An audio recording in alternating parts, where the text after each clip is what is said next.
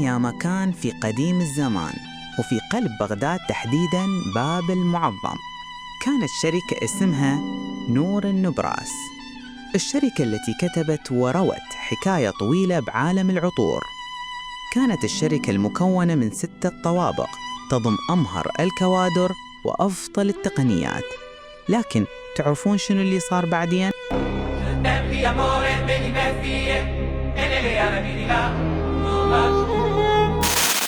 لا هاي وين رحتي؟ أنا أقول لك شنو اللي صار بعدين. اللي صار فتحوا أكبر معرض للعطور ببغداد، واللي ضمت أفضل المنتجات العالمية، وما راح أحكي لكم أكثر. تعالوا زورونا وشوفوا التفاصيل بعينكم. موقعنا أبد ما يتيه، باب المعظم مقابل جامع عادلة خاتون.